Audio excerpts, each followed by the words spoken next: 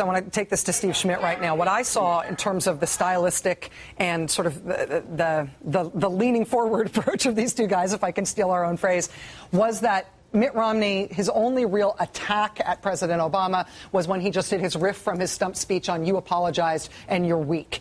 Obama, I felt like, had a lot of different attacks on Romney, and Romney just sort of refused to engage. Is that how you saw it? Absolutely. Mitt Romney came across as reasonable, thoughtful, serious, presidential, not somebody who's going to rashly start another war in the Middle East, person of circumspection, person of cautiousness, really a reset to a more traditional Republican style of foreign policy than what we've seen over the last decade. And I think you could see it wear on President Obama during the debate. I think at times he was unable to conceal his exasperation with Mitt Romney as he was pondering his previous positions, or to conceal at times his contempt for Mitt Romney. As Romney jettisoned those positions, right? Which I think was evident in the debate. But overall, I think that they both did an effective job tonight. I don't think it changes anything. I think there were no big mistakes on it. You saw Mitt Romney talk about the economy effectively tonight,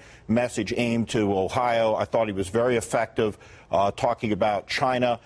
Whether you agree or disagree with his record on these issues, I think if you're a worker in Ohio tonight, I think that his message would have had some resonance. So I think we have a very, very close race coming down the final 2 weeks, where now the focus becomes turning out the votes that both sides have spent months and months targeting, and it will be it's going to be very, very close all the way to the end. Reverend Al, I can tell from the look on your face that you disagree with your friend Steve. I do.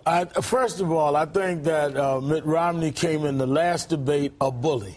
The bully got beat.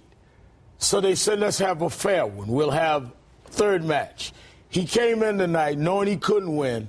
So the strategy was jab, and when he comes back, clinch and hug and embrace. Don't give him room to knock you out, and just hold on until the end of the night. And he clinched all night, trying to avoid a knockout. Every time Obama pivoted back to knock him out, clinch. I agree with you. Yeah. But you didn't say that yesterday. I agree with you. Forget what I said yesterday, but you didn't say it last. I agree with you. Let's be friends. Just don't knock me out. And that's what he did tonight. He wanted to go out on his feet. For this man to stand there and just go the opposite of what he has said in various clear statements just showed he wanted to survive the night.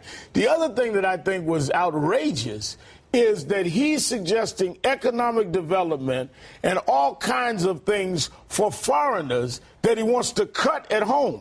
I wish that some of the things he'd love to build in some of these nations that he wants to make friendly with us, he would do in Southside Chicago or Harlem or Southeast Queens. I mean, he's very benevolent with wanting to help others and not here. And I think the president was right about nation building.